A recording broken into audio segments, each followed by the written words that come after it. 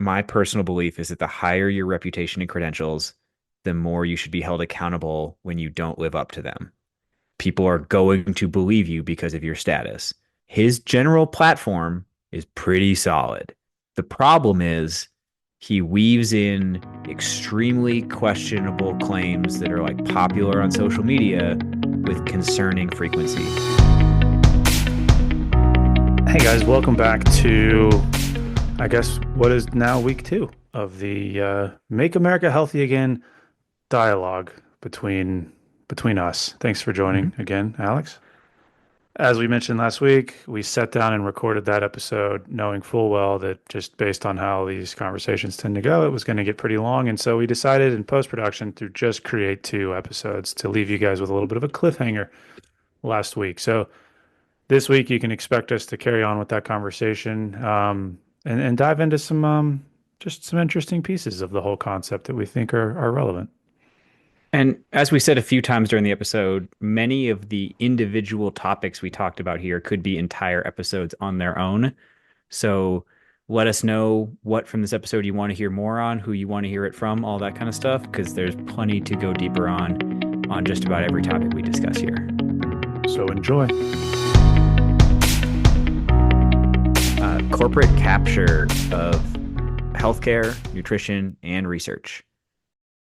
I think we can agree immediately that this one deserves a whole episode because we have pursued researchers in this space Hmm. to be guests. We have not done one yet, but the corporate capture conversation is a very real one. As I looked into it over the last week, week and a half, the biggest issue I see is that corporate capture is easier when government funding is scarcer, You may want to right? explain what corporate capture of research. Corporate capture is when there's like the industry controls the research that's conducted. So basically, they're funding for people like they're like big It's why you milk. have a conflicts of interest section on Yes, published research. which you hope Is is accurate, Yeah, you hope it's accurate and you hope people are looking at it before they interpret the research. which Absolutely. they often don't. No, and it's tough. Sometimes you have to go two or three layers deep. I don't want to give examples because they're going to be too targeted. Anyway, You should then. what stood out to me is I looked at the Congressional Budget Office, or no, the Congressional Research Office's report on NIH funding from the last couple of decades. They produced this report last June. It covers like the 90s through next year and how much funding is available for different topics. Just as a way of like setting a frame of reference, the Office of Nutrition Research got $1.3 million, dollars, while the National Primate Research Center got $30 million. Dollars. So, like research on monkeys, 30 million, research on nutrition for humans, 1.3 million.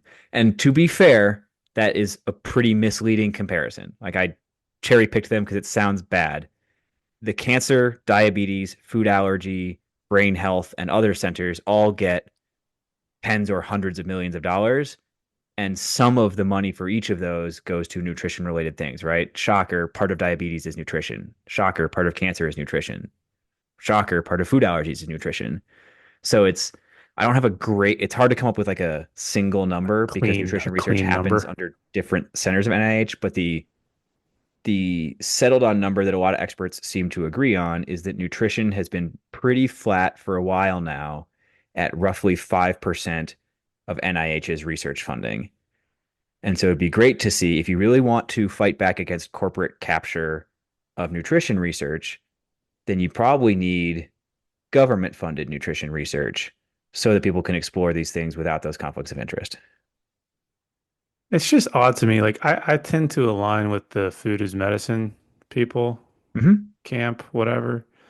And from that perspective, you could make the case that that money that's going to the cancer, the diabetes, the food, like the food is medicine camp would tell you that pretty much all of those are, if not preventable, certainly mitigated by Sure.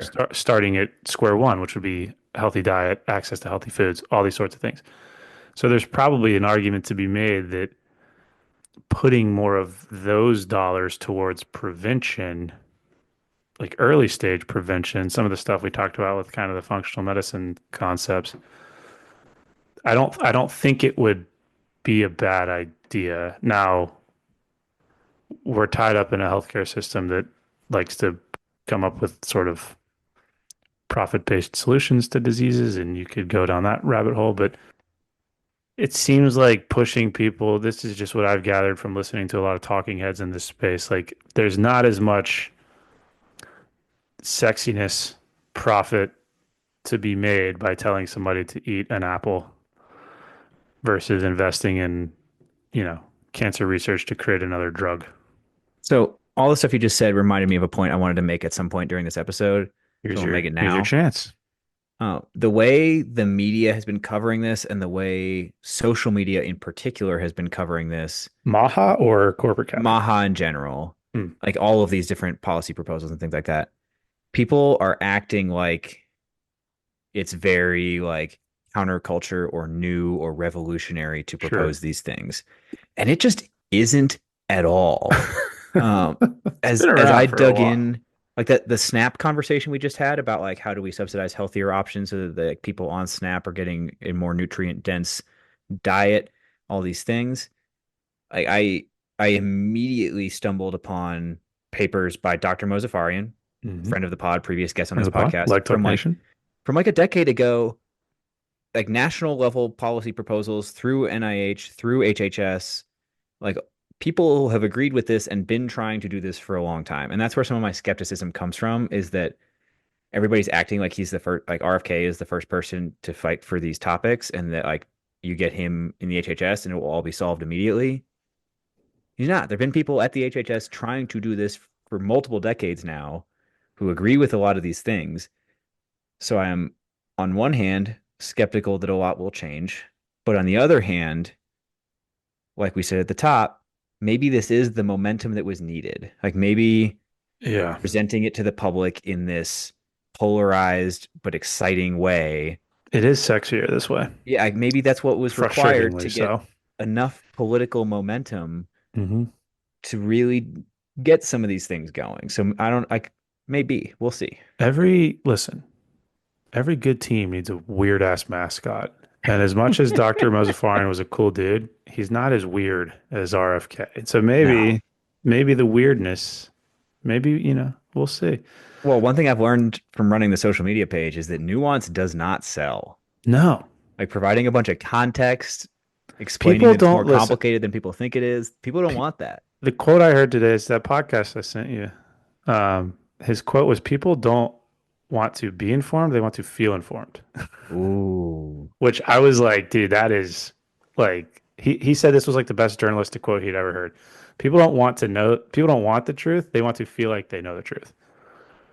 And That's so a they really don't, good line. it's a fantastic line. So people don't necessarily want to listen to the Dr. Mozafarians actually inform them of the realities behind all these things that we're talking about. They want to have the RFK hot takes at the surface level so that they feel like they know Yeah. all of that nuance. And I think the Yeah. challenge is that we're now in this kind of political space where you have just everybody existing at that level of feeling like they're informed, without actually being informed. So no one's having informative conversations. Mm. Fantastic, fantastic episode. Yikes. And that quote could become its own episode for us in terms of human performance. I feel like it's likely to become an Yeah, Instagram post let's very let's soon. bookmark that one. Yeah. The Hammond corollary to the Hammond corollary. I don't think you can name that one because you just admitted you got it from somebody else. Anyway, Lex Friedman's podcast. don't know. There are other Leave it in. podcasts. We have reached a juncture in the notes document. Prior to this point, I tried to go through and like provide some like actual evidence to back up things. Like I did some research. I did like read some articles on all of these things.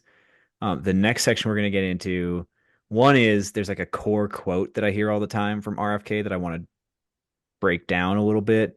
And then the rest of them are like bullet point hits that have come up in like YouTube videos with RFK that he mentioned that we haven't dug into yet. So the quote is word for word FDA's war on public health is about to end.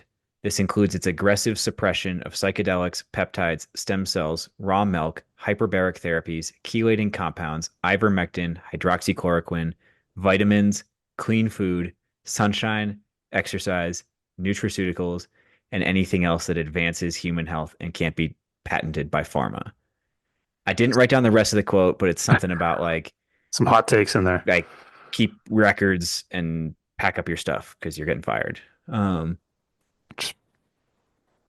but This is I a got bizarre, it's a bizarre, because there's certain things in here where you're like, hey, and then it's like, what? yeah, exactly. Yay, Like sunshine. The I want to fire see the hydrochloric sine chloric wave one. of like crowd cheering for different ones. Ah, My main ah, point on ah. this is that lumping all of those specific things together is unhinged. That's unhinged. And maybe Like that's it's the unhinging we need. I mean it is like artfully crafted to like trigger and or hype as many subpopulations as possible. He's got it all in there, man. Um That is the live aid of oh public yeah. health. I mean, so item number one, You want to the go item by FDA item? I yeah, I think we need to. Okay. Psychedelics.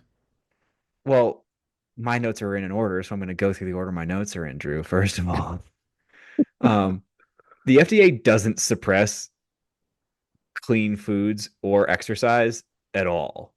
You don't think so? Um, the FDA actively campaigns for more clean foods, and like people are not meeting the physical activity guidelines that are already set. There's a number of government programs in place to help people reach those goals. There's programs in subpopulations for older people and veterans and school children. There's like maybe they don't actively support it as much as they could. Like maybe we could be doing some subsidy stuff and some That's where larger I would scale go. investments and like That's better where I school sit. meals and things like that. But that is not them suppressing it. That is them, in certain people's opinions, failing to support it enough. Um, I said when I wrote these notes originally that the FDA doesn't suppress sunshine. Going back and reading publicly documented stuff, it is fair to say that like government bodies very much focus on the negative when it comes to sun exposure. Isn't it a carcinogen? I mean, it is. It is a known carcinogen. So I'll just read some of the stuff. Like NIH hot vitamin D dogs. fact sheet. UV radiation is a carcinogen, and UV exposure is the most preventable cause of skin cancer. American Academy of Dermatology. There is not a safe level of UV exposure from the sun or indoor tanning devices that allows for maximum vitamin D synthesis without increasing skin cancer risk. And I think, like, although people from our space might be like, you gotta like get early morning sun exposure to regulate your circadian rhythm, yada yada yada, it is understandable that our governing bodies and health councils and things like that are much more focused on the carcinogenic component of UV radiation because we're talking about on the order of millions of people getting treated for skin cancer every year and dying of it. Like, Yeah, how many yes, more there millions are some not? healthful components to sun exposure, Right. but like I get where they're coming from on their messaging priorities. Because like we said, people don't respond well to nuance. So they have to come up with like a message that they think is going to have a net benefit to health. And I understand that, but it is more complicated than that. So I get why people would be questioning those messages. I do think there is a valid conversation because like most of their messaging after that talks about sunblock. And I think there are conversations about People what are types of pretty. sunblock you use and what they contain. Because there are different types of UV blocking substances. This comes back to like what's legal in different places. Some sunblock kills the coral reefs, like whatever. There's nuance here that I think is worth discussing, but I can also understand why government fact sheets are intentionally oversimplified. Well, and like how many more millions are suffering from vitamin D deficiency type stuff? I think if you stacked together the amount of healthy years lost from skin cancer versus vitamin D deficiency, I think the scales would tip towards skin cancer. Yeah. I think I'm with you on your earlier point. Like, I think they do encourage a lot of these things. I think you could find ways of pushing them a little bit closer to the front of the conversation, getting outside more, eating I think we cleaner can back way foods, up to something I bet both of us agree on wholeheartedly. uh, curls. Having food and drug administration be Separate. one thing is weird. It is weird. Yeah.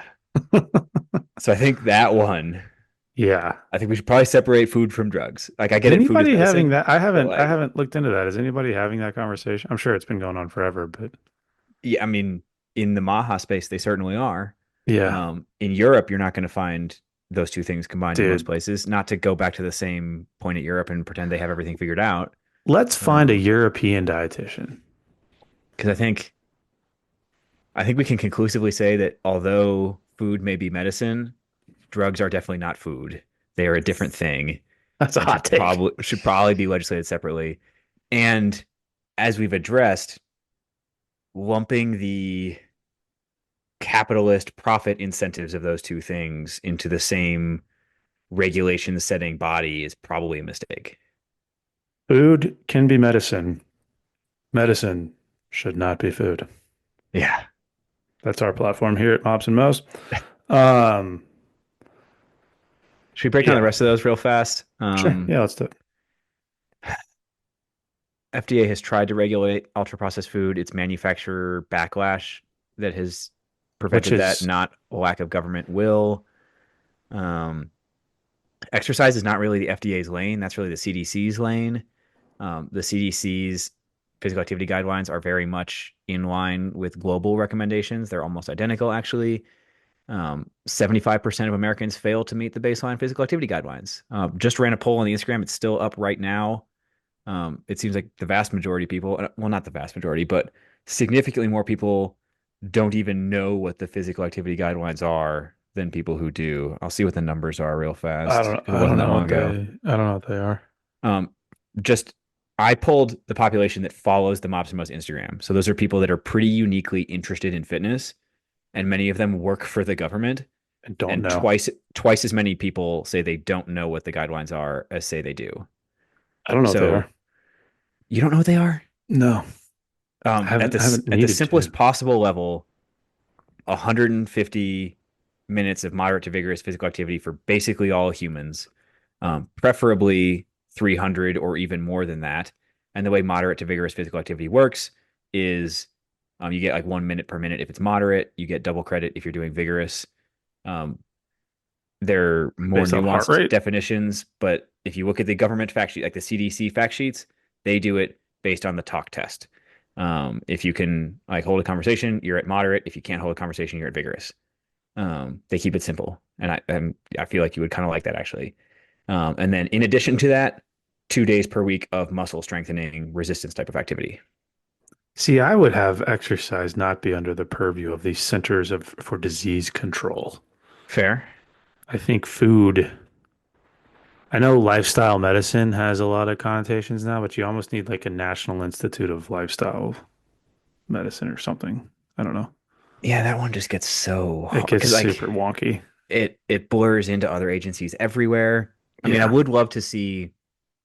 I think in theory, and we've talked about this a lot, that's kind of the lane of the President's Council on Sports Fitness and Nutrition, but that is a body with no actual power. The blue ribbon body. Yeah, like they get to say nice things, but like Yeah. they don't legislate, they don't create policies. You need to have, yeah, you need to have a food and fitness. Those should probably be separate too. But I mean, you talked about incentives. Like that should be sort of their lane is how do you incentivize?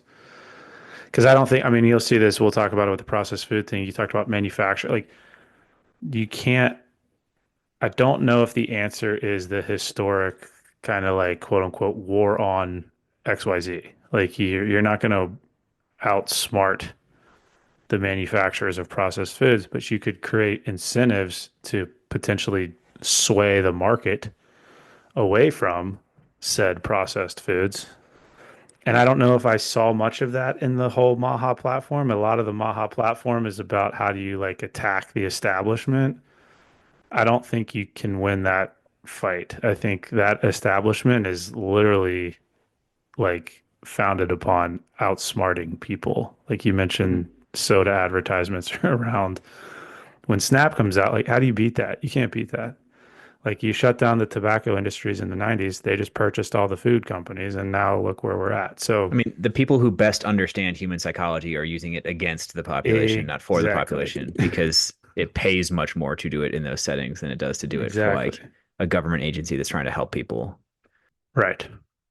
And I know like the words I just said, some people might have lots of doubts and stuff. Government agencies trying to help people. Like the classic line is like, ah, I'm from the government. I'm here to help. But like I think if you go spend time talking to people from these agencies, reading the publications from these agencies, they are genuinely trying to help people. Like, do they screw it up sometimes? They totally do. But They're severely outgunned.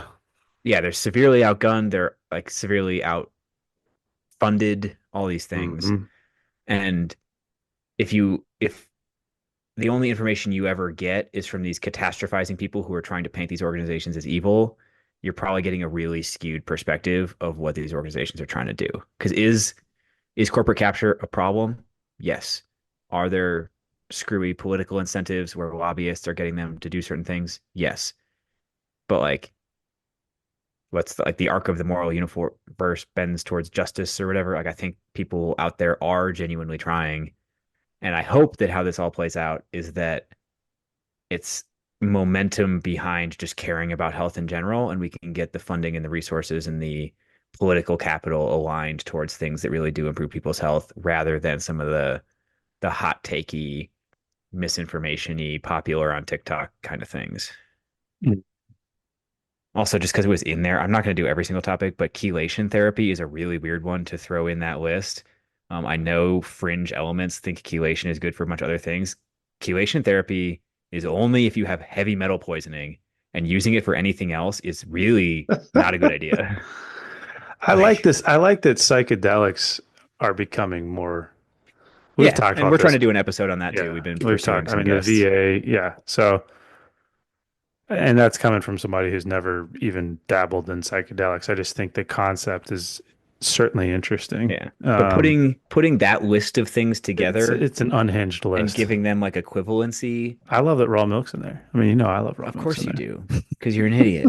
Um, but it kind of reinforces one of the main criticisms of MAHA, which is the whole missing the forest for the trees. Like they're keying in on like hot button culture war issues rather than looking at the big picture of what's contributing to Well, this stuff. it seems like a couple of these are big picture, and then RFK just threw in some shit that he likes, like Yeah. as he's riffing, like clean foods also stem cells. And What? like nobody knows what clean foods means. And Super like, vague, super vague. Vitamins. I What don't is know. is there a war on vitamins right now? I am unaware of What any is that? suppression of vitamins. I don't know why it's in there. That's ivermectin. I mean, tell me you're friends I, with Joe Rogan without telling me you're friends with Joe Rogan.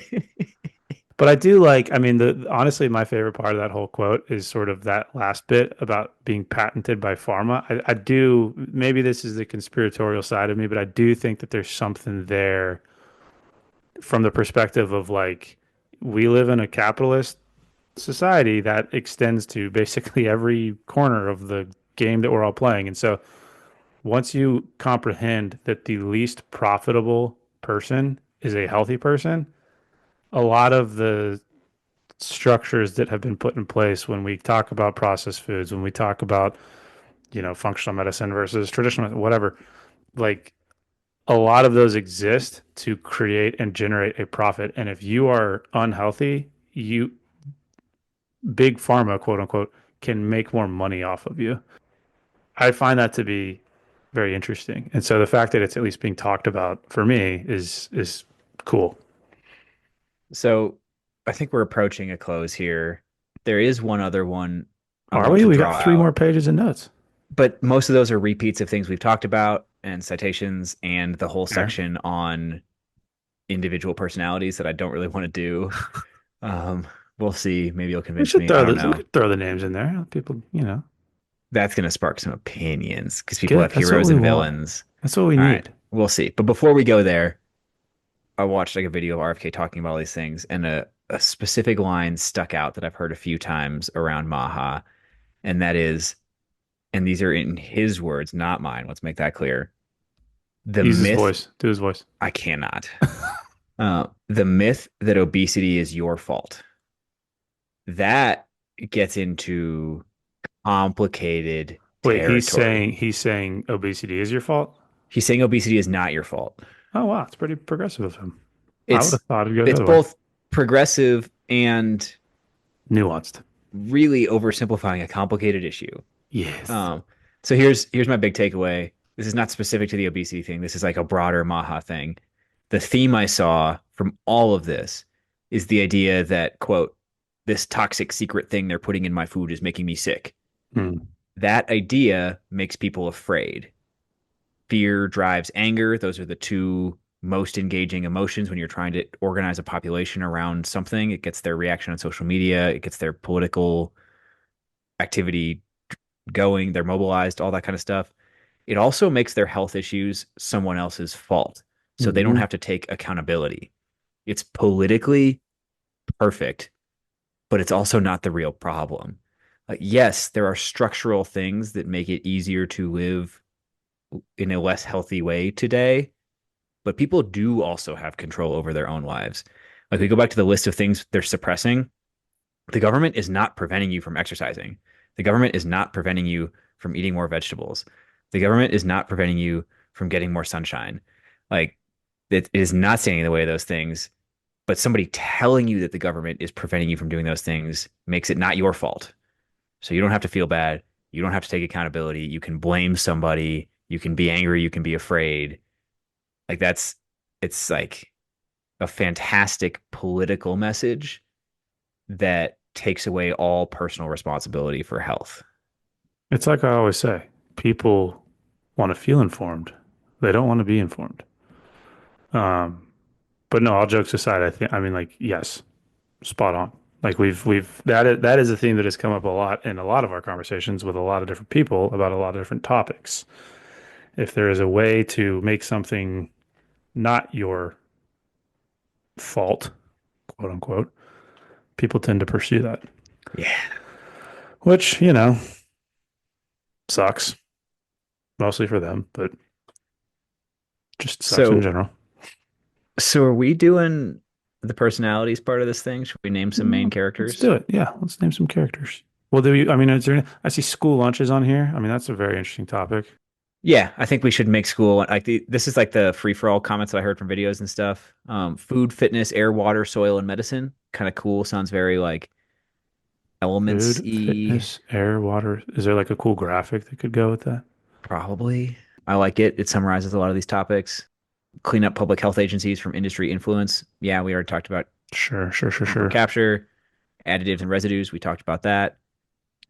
Alternative and complementary medicine that ties into functional medicine. I like You just got to be careful. complementary. Complementary medicine is a nice way of phrasing I that. mean, you gotta be careful in this space because there are neat things from that space. But do you know what alternative and complementary medicine mean?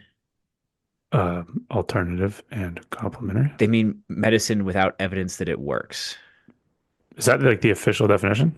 No, the people who prescribe to those things would vastly disagree with me. But if Right. it Well, had evidence sure. that it worked, it would just be Medicine. medicine. It does kind of create this false narrative that there's some sort of like threshold you have to meet to be, and who controls the threshold? Is it the Yeah, government? Ooh, exactly. It's tough. yeah, no, I'm with you on that. Endocrine Obesity. disrupting chemicals, real issue. Endocrinologists are Hmm. all about that stuff. The Endocrine Society is like always publishes positions on various things. It may be worth us bringing a guest on to talk about endocrine disrupting chemicals.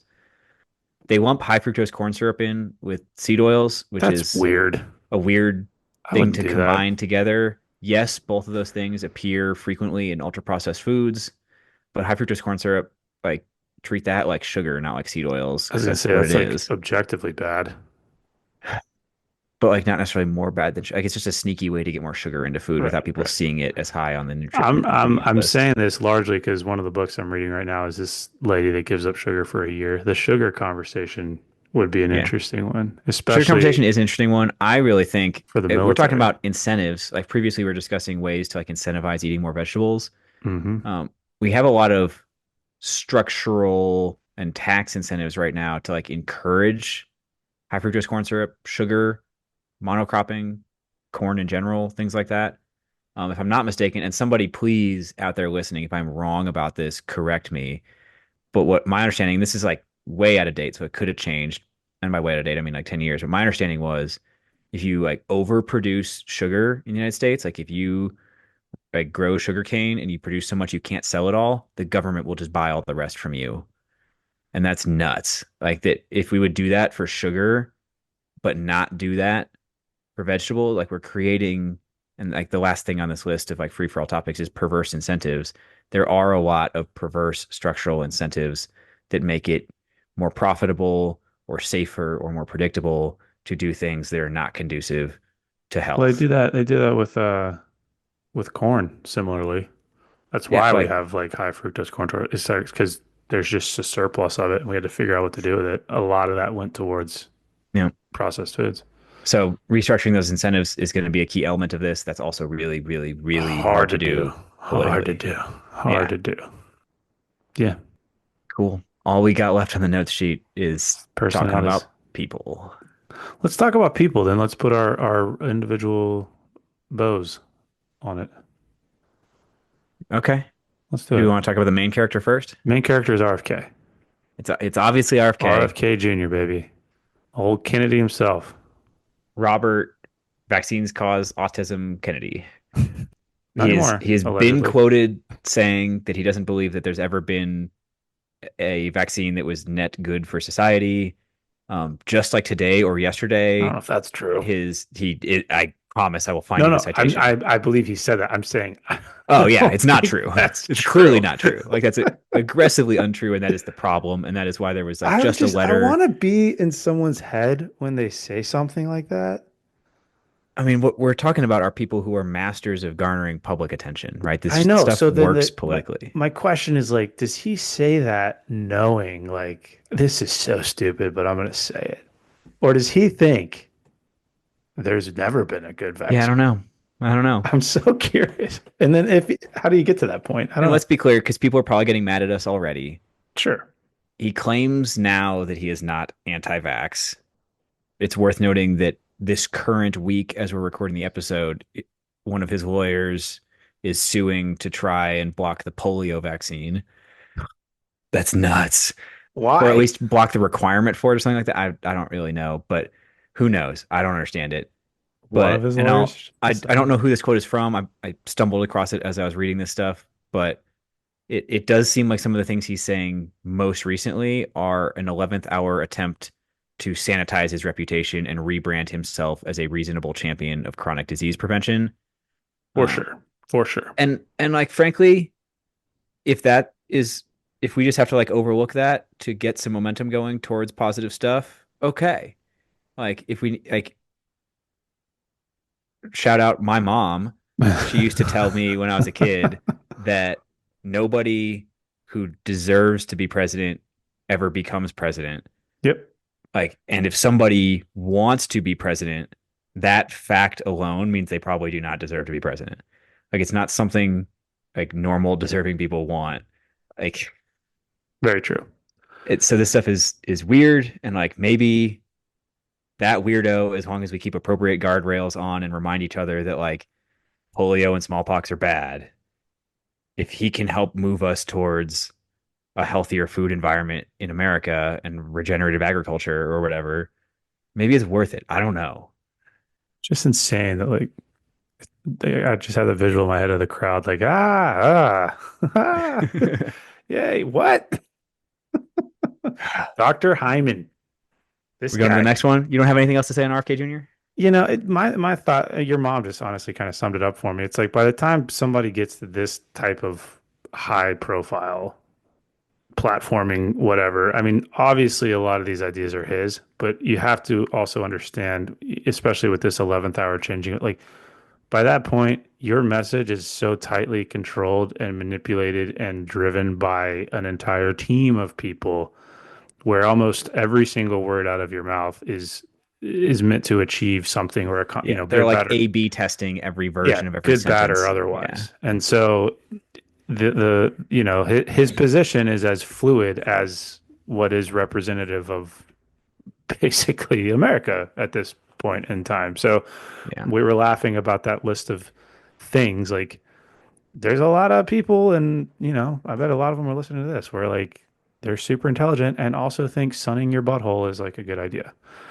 So, We're all weird. Oh, We're all weird in private. Speaking of weirdos, though, there you go. Dr. Mark Hyman. Oh, this guy. okay. He comes up a lot. And he does If you're in the health space, if you're in the fitness space, if you're in the nutrition space, I he's an wanted so unavoidable character. badly for this guy to be a good guy I hope he because is, he but has I'll the be veil honest, of a good guy, but he's a I weird dude. I have doubts. He's a Um, weird dude.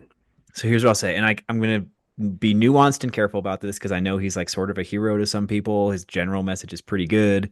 Yeah, he's Um, got good points. so Dr. Hyman is is genuinely a big deal. He's a practicing physician. He's a leader at the well-respected Cleveland Clinic. We've mentioned Dr. Mozafarian a few times on this episode, titan of the nutrition space, Good previous guest on dude. the podcast. He Good dude. appears to consider Dr. Hyman a friend. I think Dr. Hyman was at the opening of the Food as Medicine Institute, which Dr. Mozafarian created. So, like, all these things weave together. Isn't he the head of like functional medicine or He leads lifestyle the, medicine? it's called Hyper Wellness, I think, Let me look him up while you're is the name talking. of like the clinic he leads. I don't know if that's Cleveland Clinic affiliated or it's a separate thing. You'll correct me if I'm wrong in a second as you do your Googling. Mm-hmm. But Institute of Functional Medicine. He is the founder of. okay, he's also, can you Google Hyper Wellness and see if that's a thing? Because I'm pretty Yep. sure that's the name of his, like some other program he runs. He's involved in a lot Mm-hmm. of things. While Drew is checking that, I will just say broadly, my personal belief is that the higher your reputation and credentials, the more you should be held accountable when you don't live up to them. People are going to believe you because of your status. His general platform is pretty solid. His pegan diet thing, which is paleo slash vegan, even though it doesn't make any sense, What? the diet itself is totally reasonable. It's just eat lean meats and fish Eat. and vegetables. Like Yeah, there you it's go. taking good aspects of paleo and good aspects of vegan and smashing them together. It's a weird name, doesn't make any sense, but maybe he's better at branding than we are. All those things are reasonable. The problem is he weaves in extremely questionable claims that are like popular on social media with concerning frequency. Specific examples: detoxes, cleanses, that chelation therapy thing we were talking about. You can find an article on his website where he claims to have cured autism. And for me, the biggest red flag is his supplement store on his website Hmm. That's what I was because just looking at. even if we believe him, even if we take him at his word on all the things he says, if he genuinely believes them from some evidence he has seen, he is actively selling things that he frequently demonizes. Like things he says are unsafe and unhealthy, he is selling them on his website. That's a huge problem for me. Hmm. And then totally unrelated, he's also an advisor to Goop, Gwyneth Paltrow's weird thing. So that's another red flag.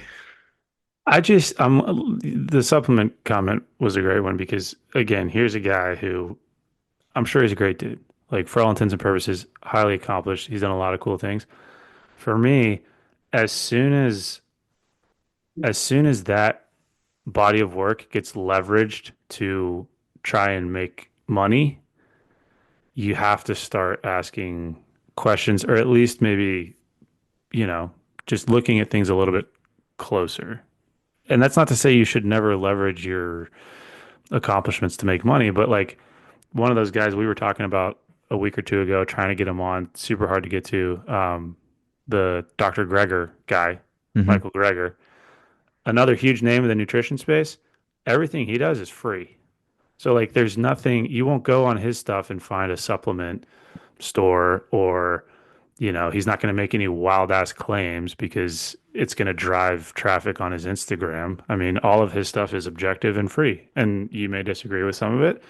All the evidence is there. So Hyman, I've listened to some of his stuff. I mean, I think some of his takes on like the whole processed foods, big pharma, big food, whatever are interesting, but I'm with you. Like as soon as you become a figurehead in this camp of figureheads that is MAHA, you just sort of have to be like, okay, well, what are we doing here? What are we doing?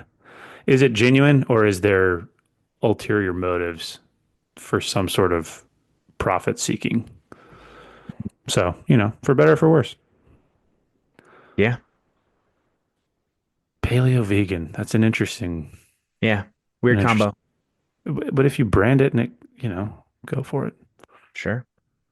Vani Hari, I know you love her. Food babe. This is the girl I was talking about earlier. Hates food dyes, trying to kill everyone at Kellogg's. Speaking of people who sell a lot of products that A lot conflict of with the products. messaging they're putting out. Yeah, Interestingly, I'll ask you to go check. Do the products on her website list prices, or do let they me like not check. tell you the price until you're checking out? But That's she so sells a ton shocking. of, just like Mark Hyman, she sells a ton of like detox and cleanse products, weird supplements, all sorts of things. Um, I'll be blunt on this one because Mark Hyman, I think there's a lot of redeeming stuff. He's done great work. He has real qualifications. A lot Yeah, of his stuff I is was about reasonable. to say. I know So what I'm you're gonna talking I'm gonna go a about. different angle with Food Babe here. Um, like just net negative in basically every way. Um, she's a former consultant who studied computer science, no actual formal background at all in nutrition. She admits that. She just calls herself an investigator. She says just asking questions, which is a classic way to like put a veil of legitimacy over your nonsense. I'm just this one's a direct quote from her. She did take down this post later, but it reveals how little she knows about anything. She put up a post that says there is just no acceptable level of any chemical to ingest ever, which like I'm sorry, but But isn't like water is comprised of correct. Everything is chemicals? chemicals. Everything is chemicals. Uh, The old which like dihydrogen oxide. you would have to have like so little knowledge of any kind of science to believe something like that you probably should not be a thought leader in this space. I Um, wish you hadn't sent me to her website because I'm starting to get you go down a rabbit hole. a headache. I will say this might be like the only nice thing I say about her. She does seem to come from a place of good intentions. Like I think she wants people to be healthier. Bless your heart. That was a She generous stretch that you just did there. Well done. I mean, She I means think well. she thinks she's helping, I think she right? does think she thinks that she's helping. But ultimately what she's doing is just exploiting people's ignorance Oh, yeah. to make them afraid. Her website is unhinged. It's not good. I've seen 82 different fonts, 87 different font sizes, bold, But she does like underline, the crazy thing colors. though is that she has produced like real change in like very large companies because she can mobilize enough people. Hmm. Like How many followers does it's she have? I don't know a Her lot. price is, so to answer your original question, her price is, I mean, I'm looking at her only bar, uh, $36 for 12 bars, which is kind of insane. Interesting concept though. Made only from ingredients in your kitchen.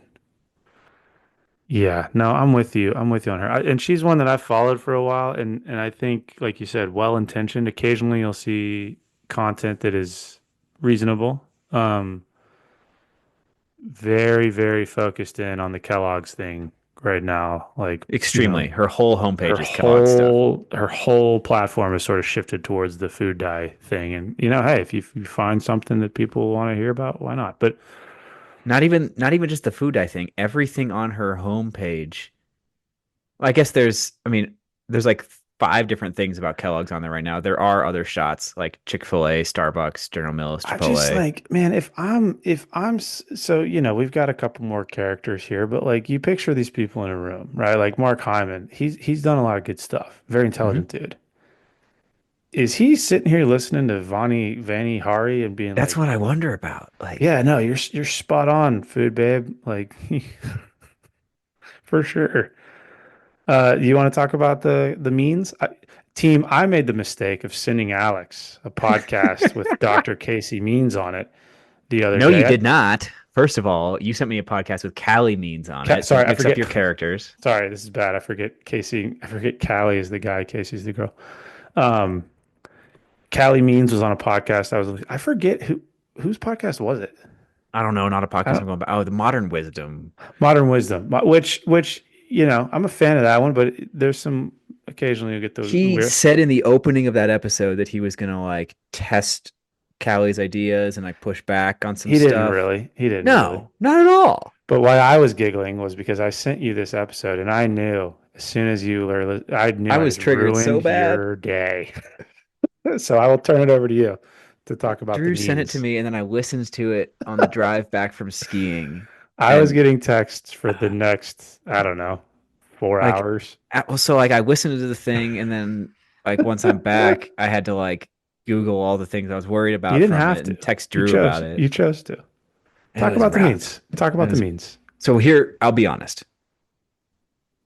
If you look at the note sheet, there's no notes next to either of their names because I have not formed a particularly solid opinion on either of them. I just don't really know yet. Calley Means did say some unhinged stuff in that podcast that's like verifiably not true. Well, her back up real quick. This is a brother and sister duo that They have are. Yes. risen to the fore. He's an entrepreneur. Yes, She was on the path to be a surgeon and decided not to.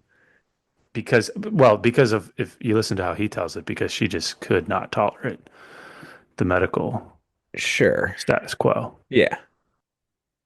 This is a frustration that a lot of other people probably wouldn't care about. He quotes statistics a lot Hmm. and it's always made up. Like I went to check each of the statistics, and basically, if you chop it down by 50% or like 30 to 50%, you'll get to the real statistic. Like he just inflates the numbers to make it scarier. I don't remember the rest. You can go back and look in our text thread, Drew, and find the other things I was mad about. I don't even really remember. But on the other Blacked end, out. I saw red. he did also bring up some valid things, right? Like not The everything was tobacco missed. fact we've been talking about came from that conversation. Yeah, and to be fair, like I found reporting on that particular phenomenon, the fact that two tobacco companies owned some of the biggest food producers in America from the 90s to the early 2000s, or from the late 80s to the early 2000s, so across the entire 90s plus a little bit. Hmm. He's totally right about that. Other people have been reporting on that for a long time, but he seems to, among others, or this crew of people probably has kind of gotten that conversation into the mainstream. And that is a true thing that happened. Like people who were essentially addiction engineers were at the helm of the development of all the processed foods that dominate our grocery stores today. And that's like a real thing we should be talking about, right? So I don't have a firm opinion on the Meanses. I don't know how we say that. The Means siblings.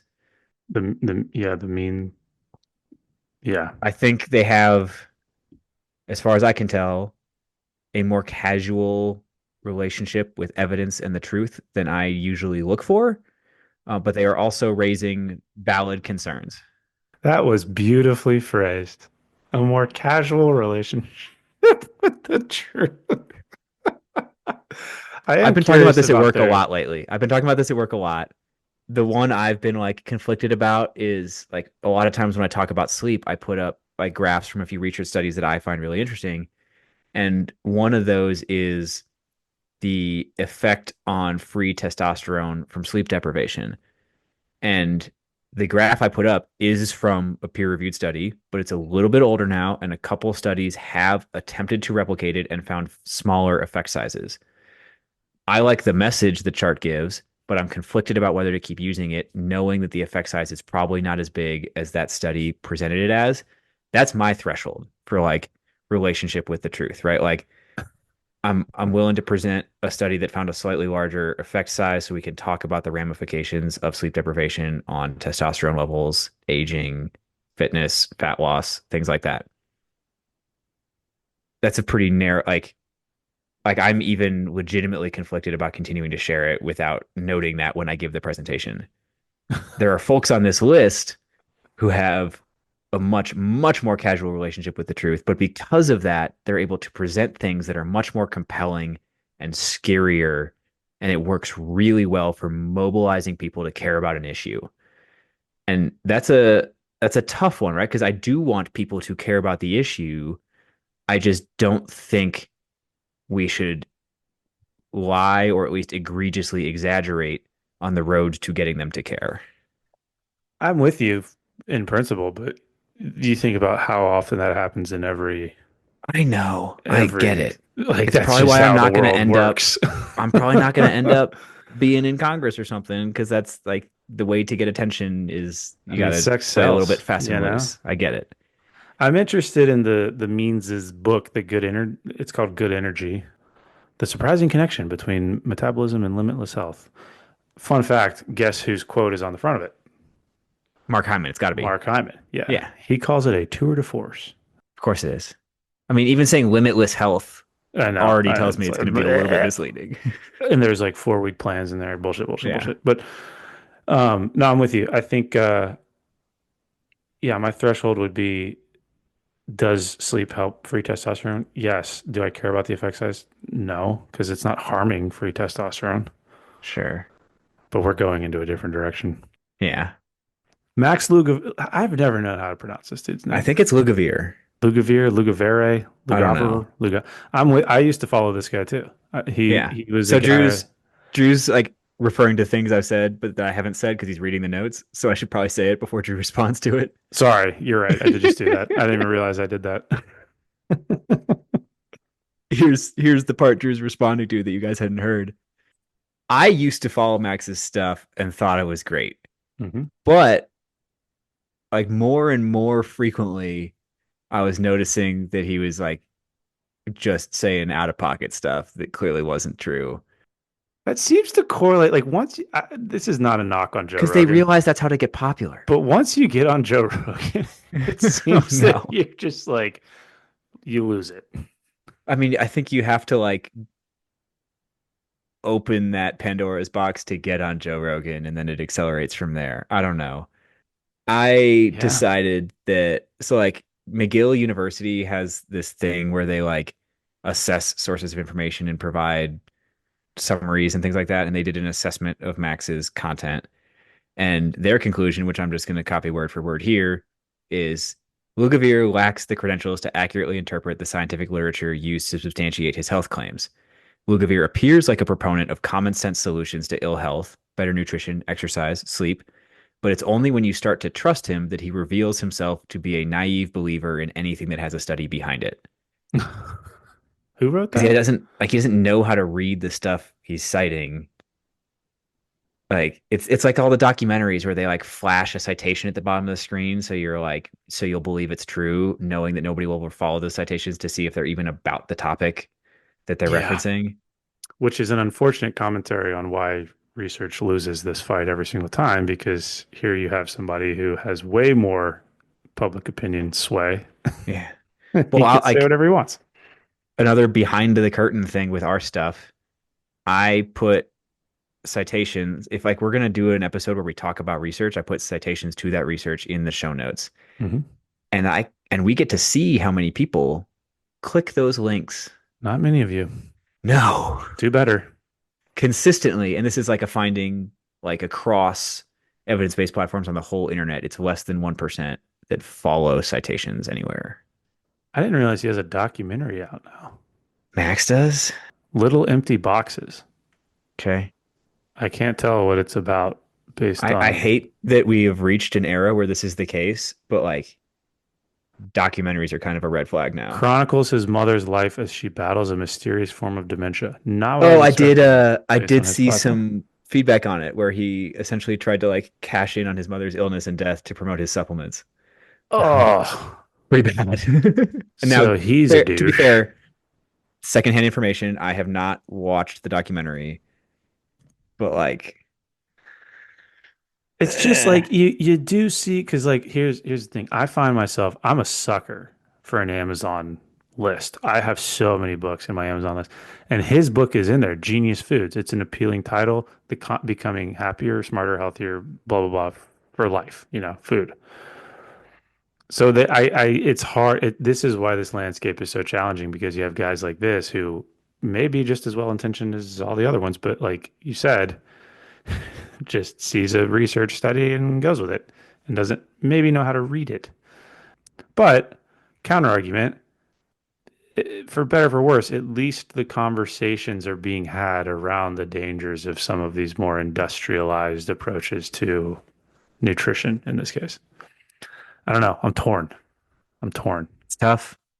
It comes back to my previous statement, though, that I think that like the bigger platform you have, the more qualified you are, the more you should be held accountable when you screw up. But by who? I don't know.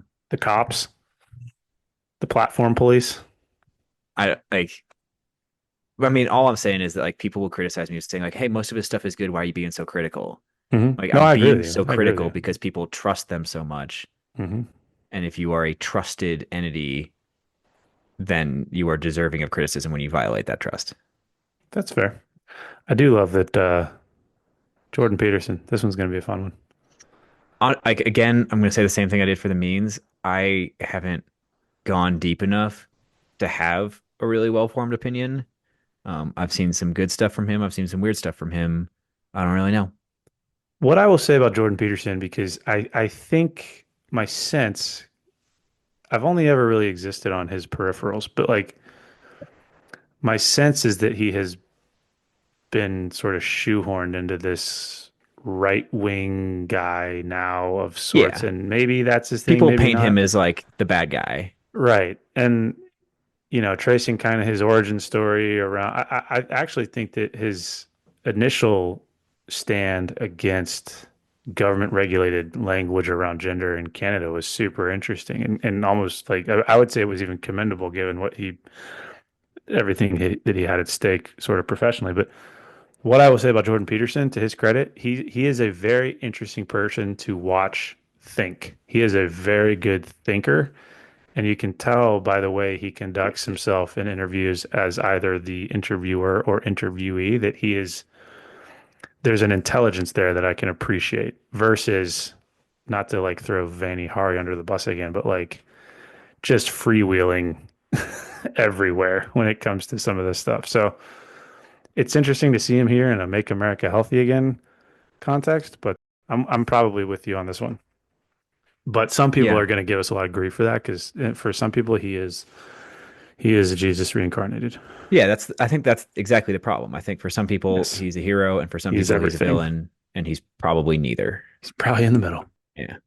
Jillian Michaels, gotta love This Jillian Michaels. this one's weird to me because she's posted some of the dumbest stuff I've ever seen. I You don't know think how it's she just ended up. a bid to And stay relevant? and to be clear, like where did I pull this list of names from? It's because they were part of a roundtable hosted by Senator Ron Johnson just a few weeks ago, back in September, called American Health and Nutrition: A Second Opinion. So these are like theoretically experts that are being called in front of Congress to testify. Now, I don't know if it was like really a testimony in front of Congress because it was more of a roundtable thing, yada yada. You can find the video online. They have a hot takes reel from it if you just want to watch the short version, or they have the full like 4 hour thing.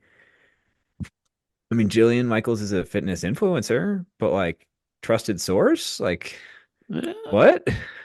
Jillian Michaels, dude, what a legend. She's 50 years old now. Good for her. I don't know. Um, It's just a weird collection of names. I just I can't separate myself from the reality of this type of situation where if I'm these people and I'm sort of floating in these circles and I see the opportunity that is now presented to me, which is that the ringleader, so to speak, RFK Jr. is now at the top of the political, Hmm. tower. I have an opportunity to be part of that, and that's good for me professionally, personally, whatever. Like I can understand why a lot of these people are jumping on board and making claims and doing things because, like I said, we do live in an age where the truth is subjective and opinions reign supreme, and the louder and more obnoxious you are, the more likely you are to be successful. So Hmm. I don't know. I mean, that probably applies to a lot of these folks. I just love that Jillian Michaels managed to squeeze her way in here. Good for her. Like when did she get big? Was it Biggest Loser? Yeah, she was like the face of Biggest Loser with the other guy. What was his name? Bob Harper. That's wild. Yeah, she was like America's trainer, man. I've seen some really dumb exercise science claims from her before. Yeah. I honestly don't know what her like background is from a physical education sports science perspective. Yeah, she and Bob Harper were the Biggest Loser people. She attended California State University Northridge, supporting herself as a bartender and personal trainer at that time. It doesn't say what degree she got here, though. Probably just a CSCS. Sorry, that was a low blow. Closing thoughts? Make America healthy again? Do you want to go? You want me to go? I think, I mean, I've said a lot of my versions of closing thoughts already. I think Sure. the big one is if you're if you're pushing the message of this toxic secret thing they're putting in my food is making me sick, I think you are basing your message on fear, which it turns out is an effective way to mobilize people to care about an issue, but also absolves them of any personal responsibility.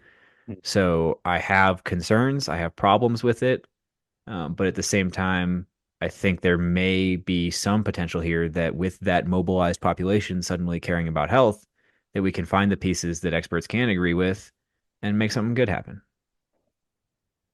Yeah, I would love to see this type of momentum coupled with some like measurable lifestyle changes for a lot of people that are going to fall in line with this. So like what I mean by that is that you're going to see a lot of people who for political reasons will align with this initiative because it feels right wing or whatever because it's being portrayed under the whole Trump administration, and take it or leave it, that's fine. What I'm getting at is that I would hate to see this momentum be wasted and just end up with a bunch of people who, like you're saying, have more people to point fingers at to blame for their issues and aren't actually seeing the silver lining in all of this kind of craziness, which is that at a national level, on a very public platform, we are now talking about things like regenerative agriculture, like psychedelics, Hmm. functional medicine, whatever. All of these different things that are objectively good. Like I think going after processed foods is probably a good thing. Like restructuring the way that we as a country pursue industrial agriculture is probably a good thing, And that was the topic of the daily today or yesterday, maybe. which So is like cool to see. it is driving the conversation. Yeah, the conversation is being driven, but well, not unfortunately, truthfully, it has to happen alongside on an individual level lifestyle changes. So if you're like, not to sound like an asshole, but like if you're the overweight person sitting on the couch drinking a Coke and eating Cheetos and thumbs upping RFK Jr. because you think this platform is awesome, that's only half the battle. The other half is accepting that some of this is going to be on you to make the change. And I think if we can address these things from a political and a policy level, but then also change the market forces to move away from some of these negative things that we've been talking about, then that to me is all good. I don't care if it's Republican, Democrat, couldn't care less. I just wish the guy leading it was a little bit easier to listen to because his voice for me is hard to listen to. Are you hating on his spasmodic dysphonia, actual Absolutely medical not. condition he can't control? I'm, does it have anything to do with his brain worm? No, it's unrelated as far as I know. Okay. That's But so I do want to not miss something that I meant to bring up at the top. please. I don't know if it's good as a closing thought or not, but I like, have you seen the video of like, why are these people the health ministers of all the leading Western countries? And like every health No. minister is like an obviously visibly very unhealthy person. They're all obese. They don't really take care of themselves, yada, yada, yada. Sounds very Oh, interesting. yeah. And like I have resisted sharing that video on many occasions. It's compelling, but it's also kind of dumb because like the way your body looks isn't your only qualification. But at the same time, Sure. that stuff does matter for getting people to care about the issue and walking the walk, not just talking the talk. I understand why things like that piss people off. Like, why is the leading health authority in my country not somebody who like eats well and exercises? That's bullshit. Like, that is bullshit. Like, they should be somebody who takes care of themselves. But there's a lot more to that job than that. Hmm. Again, we've come back to nuance. But on the flip side of it, just because somebody works out with their shirt off on Instagram does not make them a qualified health expert. I don't want to like take things from somebody's past and use them against them in the present, but like RFK Jr. was a heroin addict for a long time. He used to drink 8 or 9 Cokes a day. Like he's not a paragon of health. Yes, he's made some changes recently that are probably pretty good. And yes, he is like lean, but like there are a lot of fit people with really bad ideas about health too. Like body composition alone is not a perfect picture of health, and it doesn't mean that they're going to lead quality health policy either. So I mean, he was like a huge fan of Twinkies and McDonald's for decades. I don't know. No, I'm with you. I think luckily maybe it's less the person and more the team he or she is able to assemble. Yeah. And, we just kind of went through some of that team for better or for worse. But like I said, I think both of us are of the opinion as we close this out that this is probably a net positive, if for no other reason than these conversations are now happening in a much more public domain. Yep. So to include this one. So America, thank you for tuning in this week to Mops and Mo's and listening to Drew and Alex give their opinions on the Make America Healthy Again movement. Remember, be informed. Don't just want to be informed. We'll see you guys next week. Hey, Alex, let's cover our ass real quick. Oh, great idea, Drew. All right, guys. The views and opinions expressed in this program are those of the speakers and do not necessarily reflect the views or positions of any entities they represent. Thanks for tuning into this week's episode. Before you go, please rate and review the pod on the listening platform of your choice. You can also visit us on our website at www.mopsinmos.com. That's mops, the letter N, mos.com. You can check out the library of podcast episodes, our latest blog entries, any helpful resources, and also sign up for our newsletter. Drew nailed it. Just to underline a couple of things, the podcast entries have in-depth show notes on the website. So if you missed anything or you want to read any of the research we talk about, it is all there. You can, at the bottom of the website, sign up with your email and receive future updates from us. The blog posts go a little bit more in depth in kind of written form on a couple of topics we get questions about all the time. But most importantly, I just want to ask all you guys, our best way the word gets out is absolutely word of mouth. So tell your friends, tell the people you work with, anybody you think would find it useful. Thanks for spreading the word. If you have any questions or comments, feel free to shoot us an email at either Drew or Alex at mopsandmos.com. Or there's a contact form on the website. Thank you.